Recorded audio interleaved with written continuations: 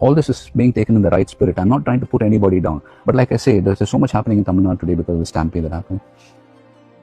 That individual alone is not responsible. We are all responsible for it. வணக்கம் நண்பர், நானுங்கள் John JD. Ajith பார்த்தீங்கன்னா ஒரு தனியார் நிறுவனத்துக்கு வந்து இன்டர்வியூ கொடுத்துருக்காரு. ஸோ அந்த இன்டர்வியூல பார்த்தீங்கன்னா என்ன சொல்லியிருக்காருன்னா, கரூர் நடந்த சம்பவத்துக்கு வந்து ஒருத்தர் மட்டுமே வந்து இது காரணம் அப்படின்னு சொல்ல முடியாது. ஏன்னா இதுக்கு வந்து நம்மளும் சேர்ந்துதான் காரணம். ஸோ நம்ம மேலேயே வந்து தப்பு இருக்கு அப்படின்னு சொல்லியிருக்காரு. அதோட இல்லை பார்த்தீங்கன்னா, இந்த கிரிக்கெட் மேட்ச்ல வந்து பார்க்கும்போது பார்த்தீங்கன்னா அங்கேயும் தான் க்ரௌட் வருது. ஸோ அந்த க்ரௌட்ல வந்து இந்த மாதிரி சம்பவம் நடக்கிறது கிடையாது.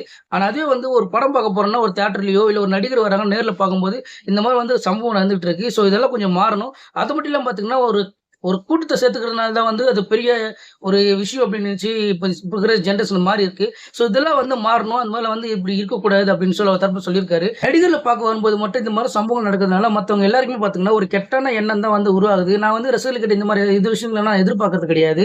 அதாவது வந்து நாங்கள் வந்து ரசிகர்களுக்காக தான் வந்து ஒரு படத்தை நாங்கள் எல்லாருமே கஷ்டப்பட்டு நடிக்கிறோம். ஸோ நீங்கள் வந்து ரசிகர்கள் வந்து நடிகருக்கு வந்து ஒரு அன்பை காட்டணும் அப்படின்னா அதுக்கு வந்து நிறைய விஷயங்கள் இருக்கு.